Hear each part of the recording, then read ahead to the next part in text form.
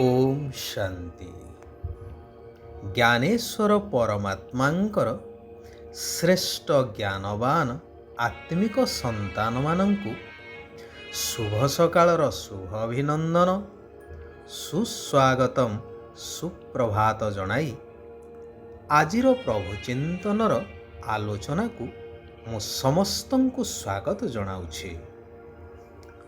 କୁହାଯାଏ, ରାଜା ନିଜ ରାଜ୍ୟରେ ହିଁ ପୂଜା ପାଇଥାଏ, ହେଲେ ଜ୍ଞାନୀ ସାରା ରାଜ୍ୟରେ ବା ଦେଶ ବିଦେଶରେ ପୂଜା ପାଇଥାଏ। ଜ୍ଞାନ ବିନା ମାନବ ଜୀବନ ହିଁ ମୂଲ୍ୟହୀନ। ତାହା କୌଣସି ବି ଜ୍ଞାନ ହେଇଥାଉ। ସାଧାରଣରେ ଲୋକମାନଙ୍କର ଧାରଣା ଯେ ଯେଉଁମାନେ ପାଠ ପଢ଼ିଛନ୍ତି ସେମାନେ ଜ୍ଞାନୀ, ପରନ୍ତୁ ତାହା ନୁହେଁ। ଏହି କଥାରୁ ମନେ ପଡ଼େ ଗୋପାଳ ପ୍ରହରାଜଙ୍କର ପୋଥି ବାଇଗଣ କାହାଣୀ ବିଷୟ ବା ବିଷୟବସ୍ତୁ।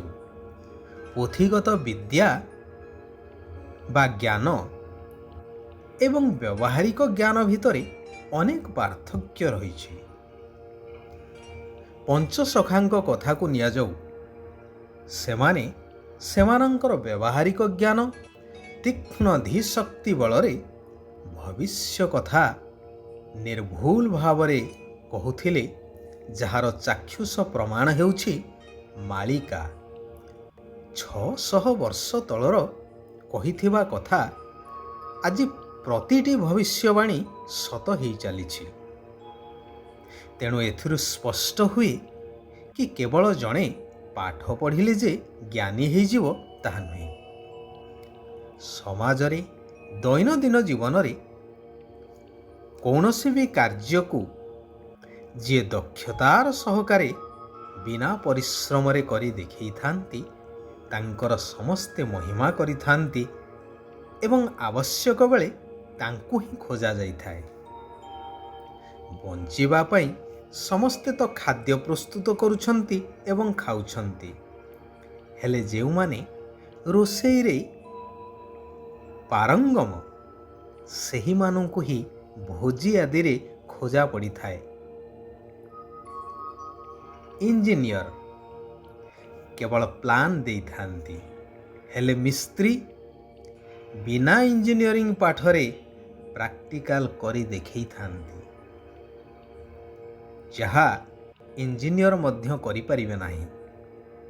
ସେଥିପାଇଁ ଜଣେ ମିସ୍ତ୍ରୀ ଅନେକ ମିସ୍ତ୍ରୀ ତିଆରି କରିପାରନ୍ତି ତାଙ୍କ ଅନୁଭବ ଆଧାରରେ ବା ତାଙ୍କୁ କୁଶଳୀ କରିବାର ଜ୍ଞାନ କୌଶଳର ପ୍ରଶିକ୍ଷଣ ମାଧ୍ୟମରେ ପ୍ରତ୍ୟକ୍ଷରେ, ଯାହାଦ୍ୱାରା ସେମାନେ ନିଜେ ରୋଜଗାରକ୍ଷମ ହୋଇ ପରିବାର ମଧ୍ୟ ପ୍ରତିପୋଷଣ କରିଥାନ୍ତି। କ୍ଷୁଦ୍ର ଗଳ୍ପଟିଏ ମନେ ପଡ଼େ। ଜଣେ ଗୁରୁଙ୍କର 2 ଜଣ ଶିଷ୍ୟ ଥାନ୍ତି।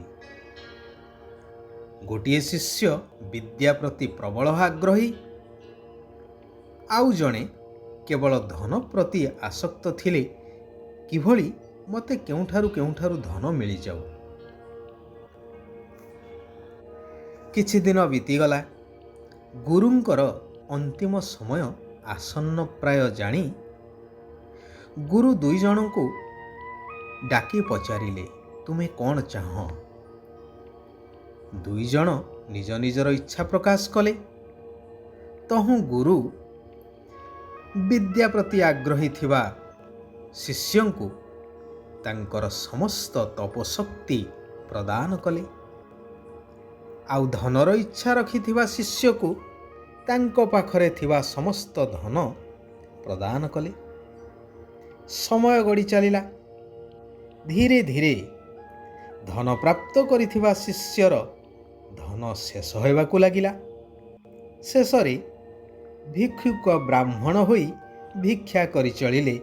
ଅନ୍ୟ ପକ୍ଷରେ ଗୁରୁଙ୍କ ଠାରୁ ଜ୍ଞାନ ଏବଂ ତପଶକ୍ତି ପ୍ରାପ୍ତ କରି ଅନ୍ୟ ଶିଷ୍ୟ ଜଣକ ଅଚିରେ ସମସ୍ତଙ୍କର ପ୍ରିୟ ପାତ୍ର ହୋଇପାରିଲେ। ତାଙ୍କର ମହିମା ଦେଶ ବିଦେଶରେ ପ୍ରଚାରିତ ହୋଇଗଲା, ପ୍ରଘଟ ହୋଇଗଲା। ରାଜା ଏ କଥା ଶୁଣି ତାଙ୍କ ଦରବାରକୁ ସେହି ଶିଷ୍ୟଙ୍କୁ ସାଦର ନିମନ୍ତ୍ରଣ ଦେଇ ଆତିଥ୍ୟ ସ୍ୱୀକାର କରିବା ପାଇଁ ଅନୁରୋଧ କଲେ। ଏହା କହିବାର ଉଦ୍ଦେଶ୍ୟ ହେଉଛି ଯେ ଧନ ଆଜି ଅଛି କାଲି ନାହିଁ, ହେଲେ ବିଦ୍ୟା ହେଉଛି ଅବିନାଶୀ। ତାହା କେବେ ମଧ୍ୟ ଶେଷ ହୁଏ ନାହିଁ, ବରଂ ଯେତେ ବାଣ୍ଟି ଚାଲିବ ତାହା ସେତେ ବଢ଼ି ବଢ଼ି ଚାଲିବ। ତେଣୁ ବାସ୍ତବରେ ଜ୍ଞାନଦାନ ହିଁ ମହାପୁଣ୍ୟ ଅଟେ। ଏହାଦ୍ୱାରା ଅନେକଙ୍କର ଭାଗ୍ୟ ପରିବର୍ତ୍ତିତ ହୋଇଯାଇଥାଏ। ଆଲୋକର ବର୍ତ୍ତିକା ସଦୃଶ ହେଇ ଅଜ୍ଞାନ ଅନ୍ଧକାରରୁ ପ୍ରକାଶକୁ ନେଇ ଆସିଥାଏ। ଏବେ ଏହି କଲ୍ୟାଣକାରୀ ସଙ୍ଗମ ଯୁଗରେ କଲ୍ୟାଣକାରୀ ପରମାତ୍ମା ପିତା ଜ୍ଞାନର ସାଗରଙ୍କ ଠାରୁ ଆମ ଆତ୍ମାମାନଙ୍କୁ ଯେଉଁ ଅବିନାଶୀ ଆତ୍ମିକ ଜ୍ଞାନରତ୍ନ ମିଳୁଛି, ତାହା ଅନ୍ୟମାନଙ୍କୁ ଦାନ କରିବା ଦରକାର। ଏଥିରେ ପ୍ରତିଯୋଗିତା କରିବା ଦରକାର କି ମୁଁ କେତେ ଜଣଙ୍କୁ ଏହି ସତ୍ୟ ଜ୍ଞାନ ପ୍ରଦାନ କରୁଛି।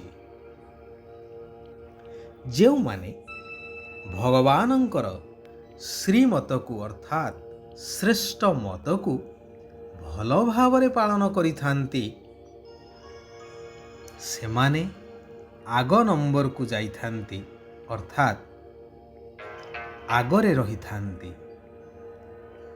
ଆଉ ଦେହ ଅଭିମାନର ବଶବର୍ତ୍ତୀ ହୋଇ ଶ୍ରୀମତରେ ମନମତ ମିଶାଇବା ଦ୍ୱାରା ପଛ ନମ୍ବରକୁ ଚାଲି ଯାଇଥାନ୍ତି, ଅର୍ଥାତ୍ ଗତି ନିମ୍ନ ଆଡ଼କୁ ହୋଇଥାଏ। ତେବେ ଏହି ପାଠ ପଢ଼ାରେ ଆଗ ପଛ ଆସିବାର କୌଣସି ମାନେ ନାହିଁ।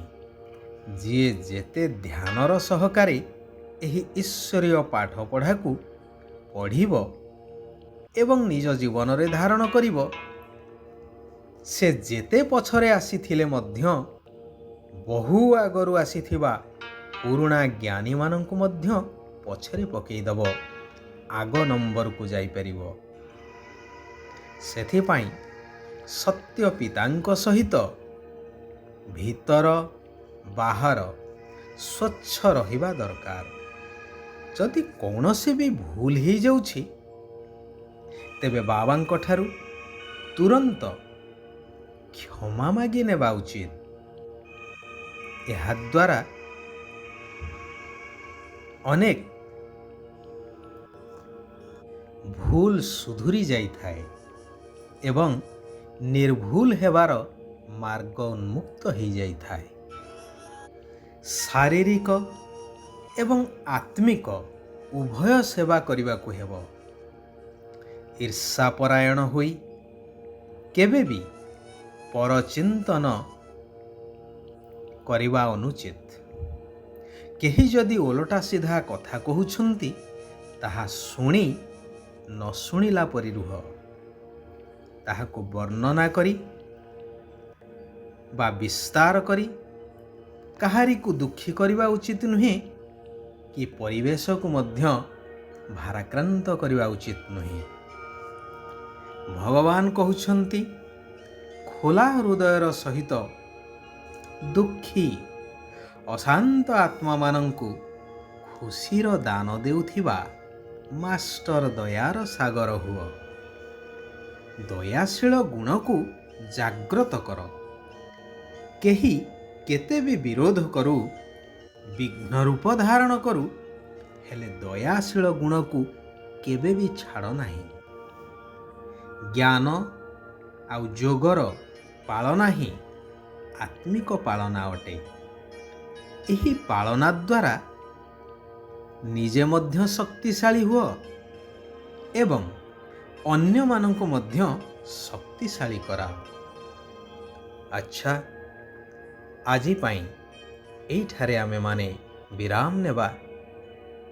ସାରା ବିଶ୍ୱର ଆତ୍ମାମାନଙ୍କର କଲ୍ୟାଣ ହେଉ। ସମସ୍ତେ ସୁଖ ଆଉ ଶାନ୍ତିର ଅନୁଭବ କରନ୍ତୁ। ওম শান্তি, ওম শান্তি, ওম শান্তি।